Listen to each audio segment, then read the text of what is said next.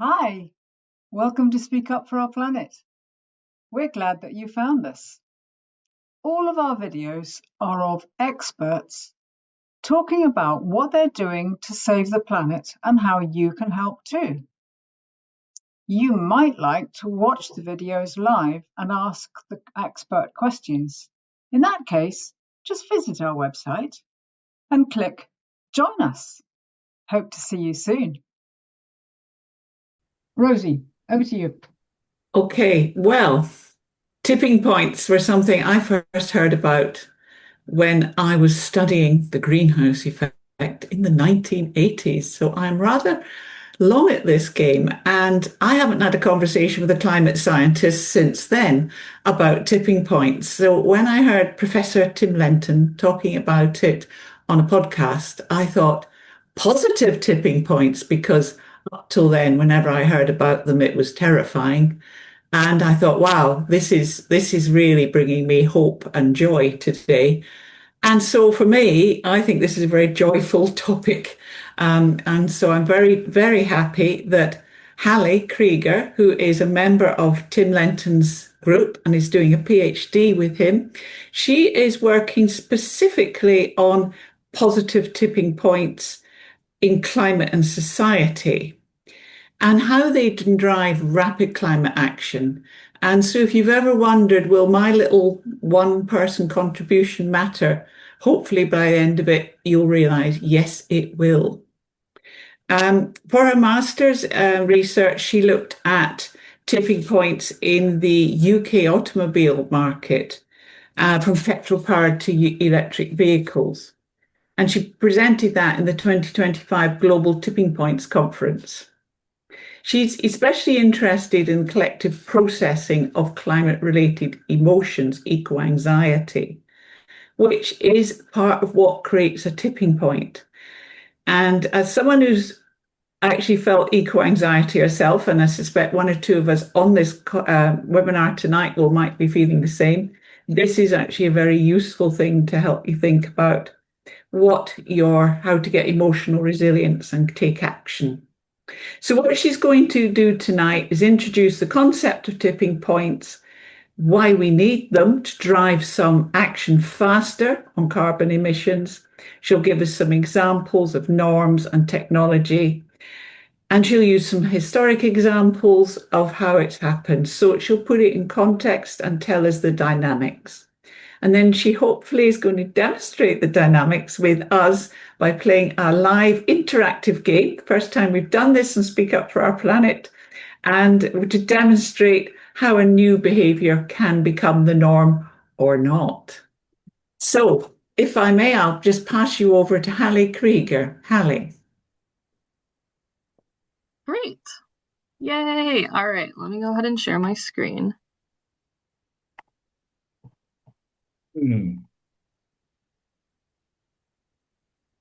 Okay, one second.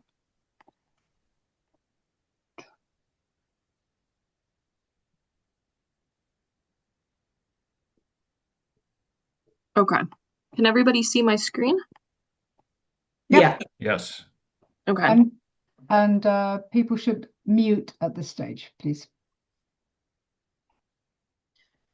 So thank you all for joining me today.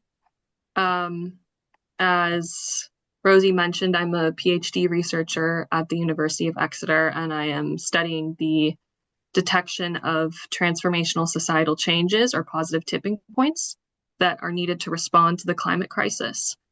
And we know that systems at every scale often don't change gradually, but instead can shift really rapidly and dramatically once they reach a critical threshold. We call that threshold a tipping point, and we see tipping points in systems at all different scales, in the climate system, in ecosystems, in human-created systems like social norms, in the human body itself. And personally, I'm interested in how we can apply tipping point dynamics to track shifts that our society is or is not moving in a sustainable direction for the purpose of stimulating those positive tipping points that we need for our species to live sustainably on a planet with finite resources. So feedback loops are a key driver of tipping points. So I'm just going to quickly go over what they are with a relatively straightforward example, real world example that matters a lot. So ice albedo feedback is an example of a climate feedback that is a key driver for sea ice loss in the North and South poles. So albedo just means reflectivity. So obviously ice is white, so it reflects light, and the sea is dark, so it absorbs heat. And so this feedback loop, as sea ice melts, it means that Earth's surface becomes more dark because there's more water, less ice, and the Earth absorbs more solar energy. This increases warming. This causes more sea ice to melt. And so you can get this kind of runaway feedback loop.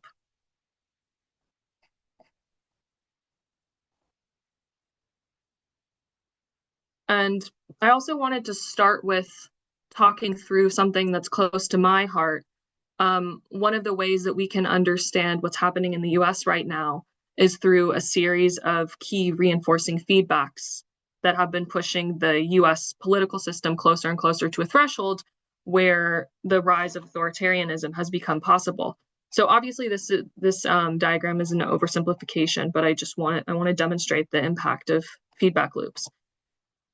The US has seen rising inequality and a rising cost of living, driving economic insecurity. And starting in the 1970s, wages stopped tracking with productivity, and so workers were doing more and more and not paid proportionally for that. And this, again, oversimplification, but this has driven people to feel like the system was not working for them, driving distrust in institutions. And then at the same time, there's this rise in propaganda media, and you have people like Rupert Murdoch starting Fox News, realizing that there's money to be made from people's distrust and fear, and so kind of capitalize on that fear mongering, realizing that drives engagement. They make money from that, so then they can put those resources back into more of that propaganda, and these feedback loops kind of drive each other. And so they're kind of working in tandem, co-occurring and strengthening each other. So what is a tipping point? A tipping point is the moment when a system shifts from one stable state to another. And for some systems, the shift is irreversible. Generally, at least it's typically very difficult to move back to the previous stable state, which is why we call it a tipping point. And they can occur in systems at any scale, as I mentioned before. But we can think of a system as this ball here, sitting in a landscape of valleys. And each of these valleys represents a stable state. And so let's say we want to get the ball from stable state 1 to stable state 2 over here. If we push it just a little bit, we know it's going to roll back down into stable state 1. If we push it far enough, and we get it up here, it crosses this ridge, this tipping point, it's going to fall into stable state 2. But let's say that the ball is very heavy, and pushing it anywhere is going to be super difficult. So how are we going to get it from here to here? Well, one of the things that we can do is we can make stable state 1 less resilient.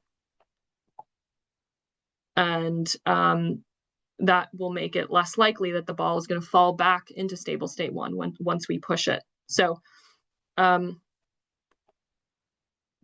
of the ways that scientists determine whether a system is approaching a tipping point is they look for signs that a system, that a state is losing resilience. And that's been done for detecting climate tipping points. So I said earlier that self-propelling feedbacks are a key feature of tipping points. But where do the feedbacks come in? So let's say that the ball was a metaphor for our collective automobile transport system. And stable state 1 is a world in which petrol-powered or gas-powered vehicles are the norm. And we're trying to get over here to where they're powered by electricity. And so how can we trigger this positive tipping point? So one thing we can do to get the ball to start the proverbial ball to start rolling is we can introduce policy designed to drive uptake of electric cars. And obviously this has all happened, right? I'm not making this up. But we would call this, in terms of tipping point dynamics, we call this an enabling condition. So an enabling condition is something that helps make a transition possible. It's not enough on its own. So we need to try and stimulate a self-reinforcing feedback, a runaway feedback that can become strong enough on its own to decrease the resilience of this incumbent state so that the ball falls into the other valley. So let's assume that the policy that we introduced has the effect of driving investment in the development of EV manufacturing. And we see, we do see this exact feedback loop in EVs and adoption uptake in general, but investment in EVs drives efficiencies in manufacturing, and this decreases the cost. Now more people are buying them, this drives more investment, so on and so forth. And this becomes its own self-propelling feedback loop. And at some point, you can kind of back off and say, we don't need to introduce any more policy because it's already driving itself. And so that would be the tipping point. Obviously, that's only part of the picture because we have all of these feedback loops going in the opposite direction that are trying to keep things in the incumbent state. And we all know the gas and oil industry has some pretty a lot of political power, and so they're going to be pulling some strings to drive reinforcing feedbacks that protect the status quo.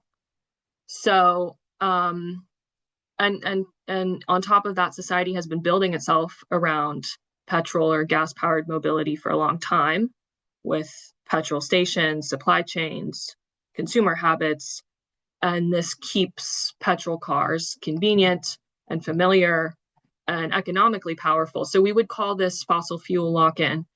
And the transition is basically a battle of these competing feedback loops, so that when one overcomes the other, we transition to the other state.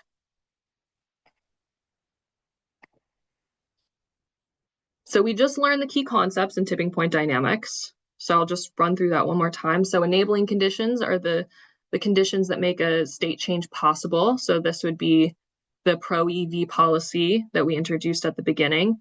The stabilizing feedbacks would be the forces that stabilize the incumbent state.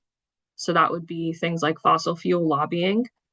And then destabilizing feedbacks would be the forces that destabilize the incumbent state. So that would be things like investment in EVs. And I will say sometimes when you read about positive tipping points, they use different terms for these feedbacks. There's reinforcing feedbacks, there's dampening feedbacks. I mean, there's a lot of different verbiage. Basically, if you're reading that and you get confused, just look for, the difference is either the feedbacks that are keeping the state in the status quo or the feedbacks that are trying to drive it in another direction. So, but ultimately, obviously systems are complex dynamical systems are there's a lot of factors at play, and there's many layers of complexity. But one of the reasons to break things down into these components is to be able to recognize patterns and to figure out what parts of the system we can target and make like a tangible impact. So we've covered what a tipping point is and tipping point dynamics, and we looked at a positive tipping point example with the mobility automobile transport one. So we'll define a positive tipping point as a point of transition towards a desirable outcome that ultimately serves the goal of helping humanity live sustainably on this earth. And we use this framework to help us think about how to reduce the resilience of the state that we want to change. And I'll also note that positive is a normative judgment. So depending on whose perspective you're embodying, a tipping point can be seen as positive or negative. I think that we can agree that the climate tipping points are pretty negative. And so this has driven the need for positive tipping points. We're at risk of triggering some pretty dramatic negative ones. you might have heard of these. They're elements of the Earth system that are at risk of being tipped into a new stable state that we really don't want. And each of these black boxes describes some of these key climate tipping points. So my supervisor, Tim Lenton, has been studying these for the past 20 years, how likely we are to tip these climate tipping elements, how far we are away from tipping them. Across the board, the risk of tipping them increases with temperature increase. One example is the Amazon. So the combination of deforestation and rising temperatures puts the Amazon at risk of tipping from a rainforest to a savanna, which would release enormous amounts of carbon that have been stored in trees and roots in soil. And also because the trees, because there are so many of them and they're densely packed together, and trees are really good at recycling water. They basically control the weather patterns in South America. And so if the Amazon were to tip, it would affect rainfall patterns across South America and drive global warming. And one thing I'll just call out here, I mean, the major thing that's driving deforestation in the Amazon is clearing forest for agriculture. And most of that is to support livestock. So one of the biggest things you can do as a consumer is to eat less meat if you're not already vegetarian or vegan, because demand for meat products is the biggest driver of deforestation worldwide. And actually, eliminating beef and mutton from diets would halve the land that's used by agriculture. We've unfortunately crossed recently a threshold for the first major tipping point for the widespread loss of warm water tropical coral reefs, because the world has been at about 1.5 degrees for the past couple of years of warming, and there's been widespread dieback and extreme bleaching events for over 80% of coral reefs, which is a massive loss. These coral reefs are important to the livelihood of some 500 million people. So another thing that makes these tipping points more dangerous is that many of them are linked, in that tipping one increases the risk of tipping another. And that's what these arrows are meant to show, is that tipping point connectivity. And this is called a tipping cascade, if one tips and then another tips. So obviously we need to make some dramatic changes at a faster speed as that of the climate if we are going to avoid the worst of these tipping points. So that's the point of positive tipping points. Into some good news. Okay. So the good news is that we have seen positive tipping in some key areas. Definitely some great conservation stories. So here's a good one. Because a lot of the ecological tipping points that we hear about today are negative. But there have been there are some like really great examples where intervention has completely transformed ecosystems. So wolves had been exterminated in Yellowstone National Park in the 1920s, and they were reintroduced in 1995, and they're a keystone species, which means that they have an outsized impact on the ecosystem. And so without wolves, elk populations exploded and they overgrazed trees, which were needed by beavers, and beavers virtually disappeared, which had a lot of other downstream effects on other species. And there's some other things that were going on as well, but I don't want to spend too much time on that. But basically what happened was, when wolves were reintroduced, these trees were allowed to grow back, beavers returned, and it restored the ecosystem. And you can see the impact in the side-by-side vegetation in 2005 versus 2021. Pretty stark, dramatic difference there. Here's one about otters. Otters are so cute, so I wanted to use this example. Otters eat a lot, and one of the things that they like to eat are sea urchins, and sea urchins eat kelp. And kelp provides habitat for many other species, and they also play a big role in carbon sequestration. And so otters were hunted to the brink of extinction in the 1800s due to the fur trade, which caused massive loss of kelp along the Pacific Northwest. And because the urchins were not being eaten by the otters, and so you had just what they call these urchin barons, where basically the only thing that's there are urchins. And I don't know exactly how this happened, but one particular colony of otters off the coast of Central California survived. And there was some restoration efforts and basically a study that looked at the past 100 years of kelp along the California coast found that although there's been a big decline in kelp forests in northern and southern California from increasing water temperatures, there was a big increase in the amount of kelp in Central California, and they attribute that mostly to otters. And fish and wildlife, U.S. Fish and Wildlife are exploring reintroduction of sea otters in California and Oregon. So we also see tipping points in local community management of resources like groundwater, agroforestry projects that are helping ecosystems and that actually benefit their local communities as well. And then also we're seeing it in green technology adoption. So with adoption of heat pumps and in the renewable energy and adoption of EVs, all of these are kind of impacting each other. And so I'll talk a bit about some of those. I can't talk about all of the positive tipping points because I don't have time, but we do see evidence that we've already reached a tipping point in the power sector where renewable energy is rapidly displacing energy generated from fossil fuels. And this is really to do with the fact that the cost of generating energy from renewables has massively declined. So solar and wind is cheaper than fossil in the US, in China, India, Europe, and the Middle East, and renewables are responsible for more than 30% of global power generation. And this is very significant because replacing electricity generation with renewables could reduce current greenhouse gas emissions from fossil fuels by 26%. So this figure here is showing how the cheapest source of energy is changing dramatically. And solar in pink, which is the fastest growing source of energy in history.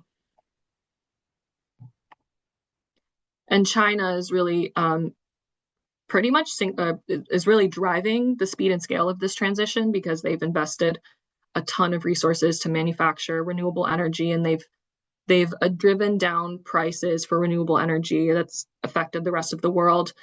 And I think they're responsible for producing 90% of solar panels and 60% of wind. And this figure represents construction of global wind and solar energy capacity. So China represents about 2/3 of the world's total capacity. And also just call out that the US has recently taken an opposite approach and is investing in natural gas and trying to bring coal back, which is kind of crazy from even just from a financial point of view. So this figure shows, just to show you how much this has affected the UK, this is showing you sources of UK electricity. This is coal, this black line is coal. It's dropped off massively, and you can see that renewables are rising exponentially. And actually, thinking back to those positive, or to those reinforcing feedback loops, exponential growth is what you expect to see if there are reinforcing feedback loops kind of going on behind the scenes driving that growth. So electric vehicles, I'm going to start with a case study on how electric vehicles have had the rise that they've had. EVs have come to dominate the car market in Norway, which has affected major car markets around the world. And it's a pretty cool story. So it begins in the 1980s and starts with the social activism of a pop band, Aha, and they basically use their own media following to draw national attention to EVs. And they ultimately forced the Norwegian government to, or they got the new Norwegian government, and again, they used the fact that people liked them and people were paying attention to them They got the Norwegian government to abolish import tax for electric vehicles and exemptions from VAT tax and road tolls, which was very impactful in Norway because the import tax on cars is very high. And then at the time, electricity mostly came from hydropower, so it was cheap and able to support high kilowatt home charging. So these would be, thinking back to our tipping points dynamics, those would be all enabling conditions that didn't make the transition inevitable, but it made it possible. So now here we're looking at Norwegian car sales from 1990 to 2004, and hybrids and fully electric are in these shades of green. So around 2010, 2011, attractive international models started entering the market, hybrids and EVs, sorry. And because of the enabling conditions that we've discussed already, the market was basically primed and EV market share started doubling. And so you have these, again, self-reinforcing feedbacks here. And by 2012, financial incentives made the total cost of owning an EV in Norway equivalent to that of owning an internal combustion engine. And so the more EVs you have, the more chargers you have, easing range anxiety, which has been an obstacle for adoption of EVs. And then also the aspect of social contagion, where early adopters are excited about this new product and they talk about it with their friends. So these are all destabilizing feedbacks that are pushing the system to the tipping point, to EVs in Norway. And then in 2017, the Norwegian government realized, oh my gosh, everybody's switching over, and they realized they're missing out on all of this revenue through these policy incentives. And they started to roll them for policy incentives for the EVs. And so they started to roll them back. But at that point, the destabilizing feedbacks that were propelling diffusion of EVs were too strong for the transition to be stopped. And so the irreversible tipping point had already been reached. And today, I think EVs have 90% market share in Norway. So in the rest of the world, we see an exponential increase in global EV uptake. And it has an inverse relationship with the price of batteries. So all of these lines represent different sources on battery prices. So you don't need to pay attention to all the individual lines. The point is just that there's this falling line at the same time that there's this exponential increase in the number of EVs.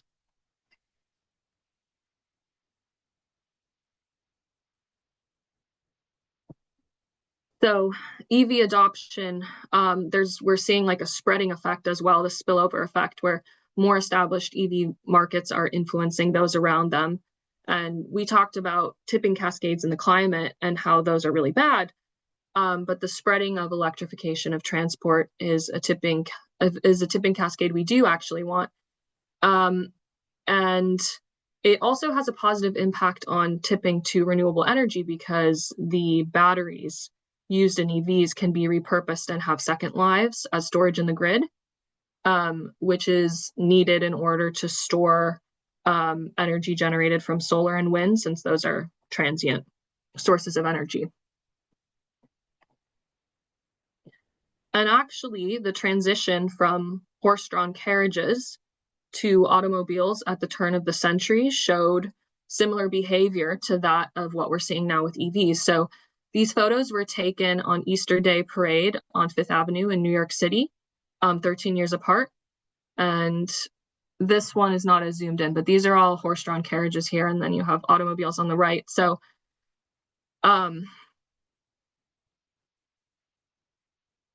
we're seeing the same kind of graph here, where this dotted line represents the number of cars produced, and then solid lines show the price and manufacturing costs dropping.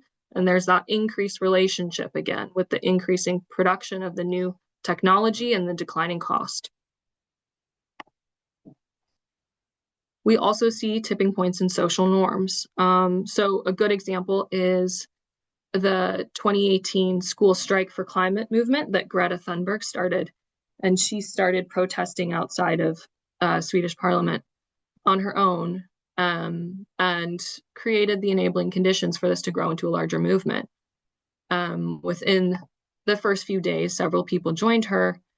And every time somebody else joins a movement, it makes it easier for the next person to join. So this can become its own self-reinforcing feedback. And in this case, there were enough people who agreed with Greta, but somebody needed to make a stand before they did.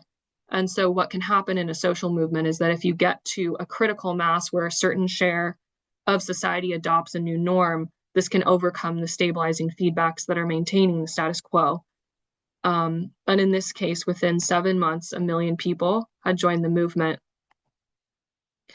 and ultimately forced climate change to become part of the Swedish parliament's political agenda and had ripple effects throughout the world. And we've seen these similar kinds of dynamics play out in other social movements, like the US civil rights movement in the 1960s, ending of apartheid, women's suffragette, decline in smoking. So I like this quote, that first follower is what transforms a lone nut into a leader. And before we close, I wanted to quickly share a little bit on what I'm doing. So the work that I started this year is will focus on detecting what we call early opportunity signals that positive tipping points may be occurring in societal systems. So going back to when I talked about the fact that before tipping, the incumbent state loses resilience, there are many different ways to look for loss of resilience in an incumbent system. And it basically has to do with looking for specific statistical signatures in data sets that are of high enough time resolution and long enough to look for things. For example, how long does it take for a system to recover from a disturbance? That would be an indication of resilience. So so this work reflects, this figure is from some work that I did looking for loss of resilience in interest in internal combustion engines compared to electric vehicles, where I used Google search behavior as a proxy of collective attention. And without going into too much detail, because it would take too long, the upward trajectory of these lines that you see is basically indicates that we see declining resilience and interest in fossil fuel powered vehicles from 2 different data sources. And then I'm also, and I'm working out exactly how I'm going to do this, but I'm also exploring how we might track shifts in how people think about nature from more anthropocentric views, more exploitative views, towards more ecocentric views, or recognition that we're interconnected with everything on this planet, and whether those shifts might exhibit tipping point dynamics. So yeah, achieving net zero emissions is going to require tipping points across many different systems.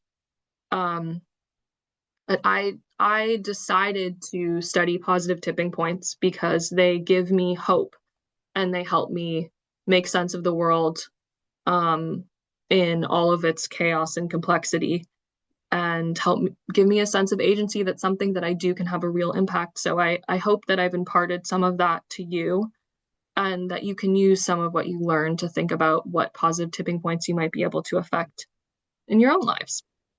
And I will drop a link for the 2025 Global Tipping Points report in the chat if you want to read more, and also for Tim's book.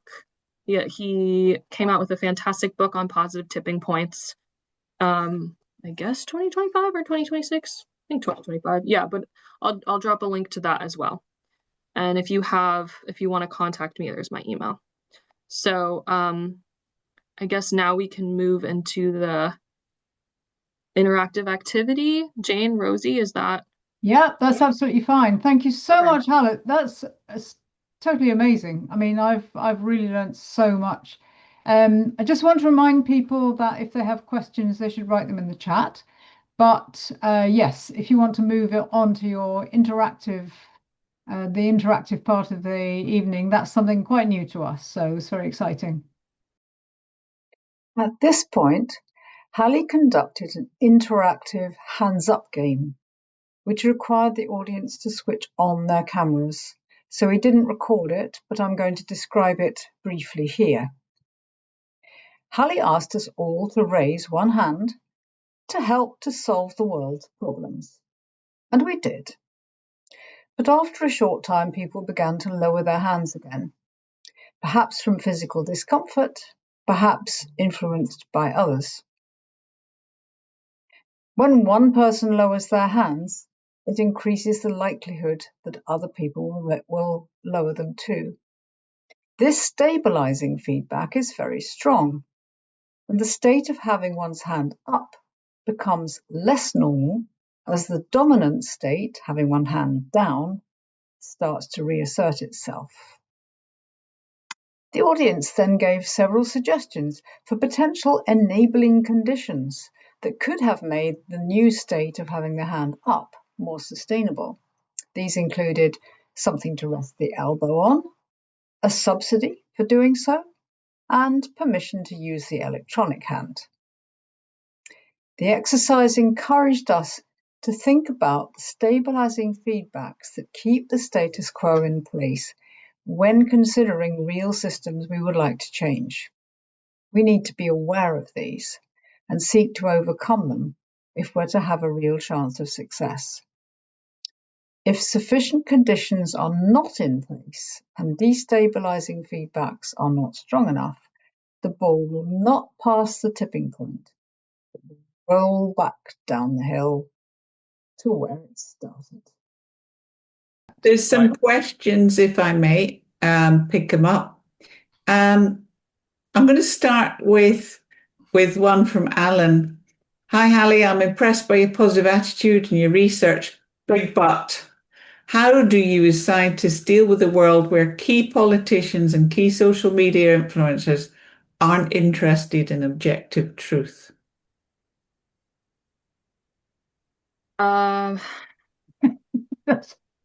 That's a cruel one. That's a tough one. I mean, I wonder that question myself. Or sorry, so I just started this PhD. This is my first year.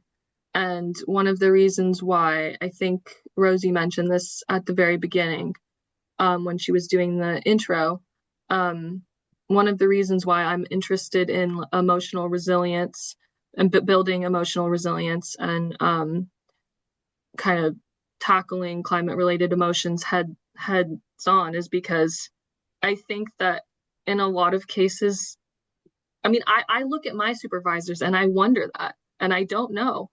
I don't know if there's a level of numbness that you feel when you've studied something long enough that it just becomes data, and then maybe there are points where you have to step away and kind of emotionally recalibrate. But I don't think that the scientific community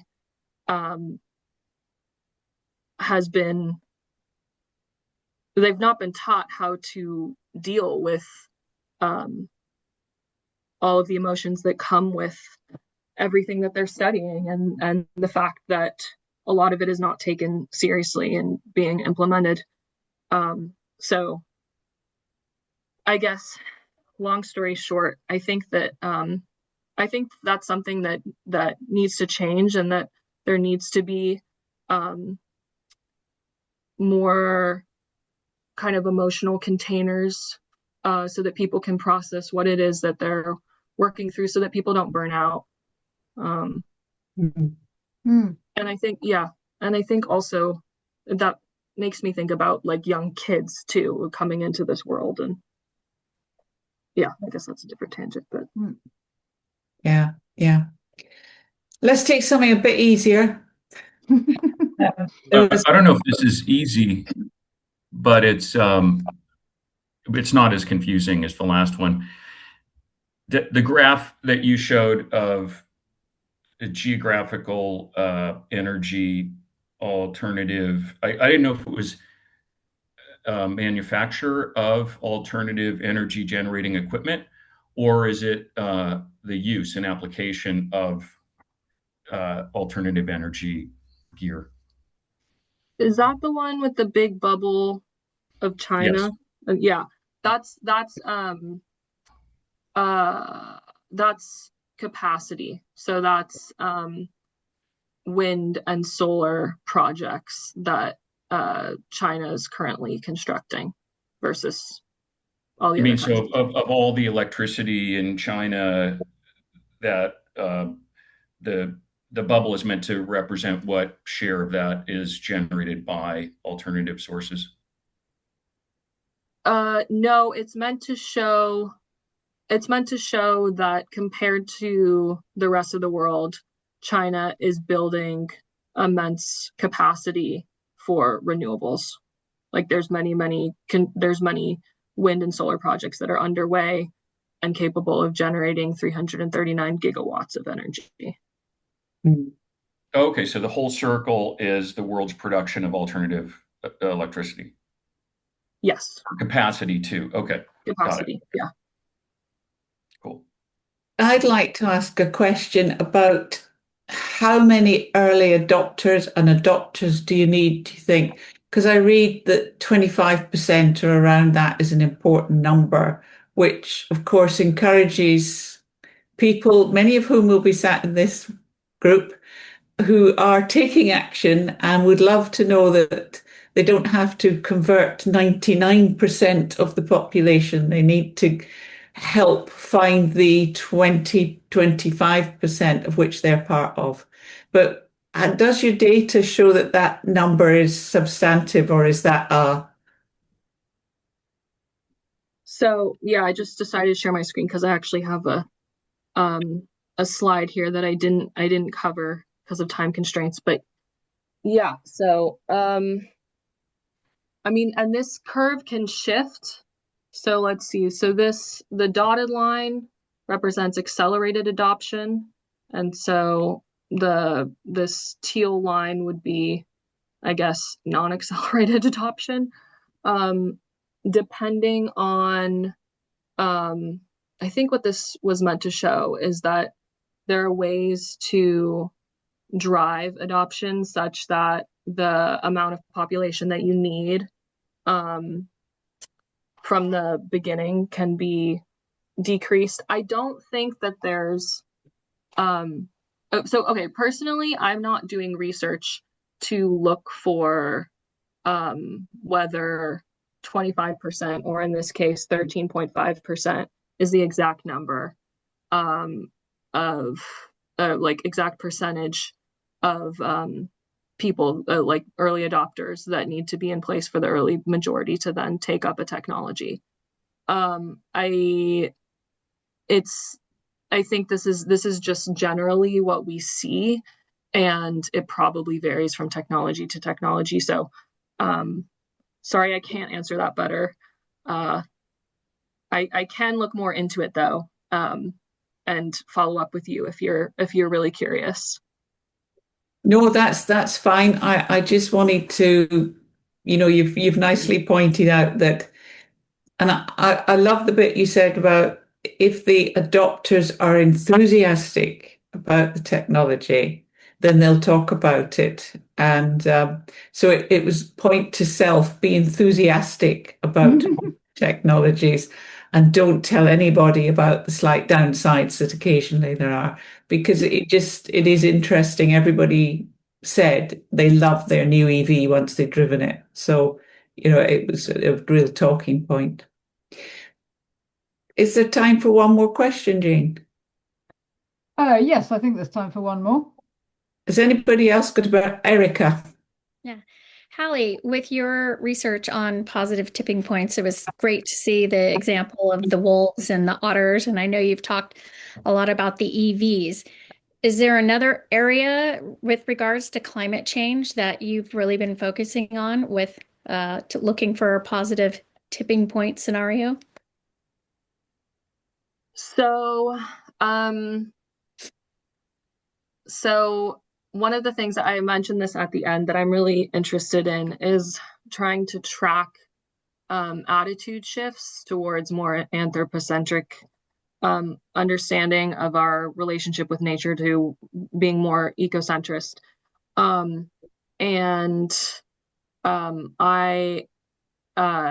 all cards on the table.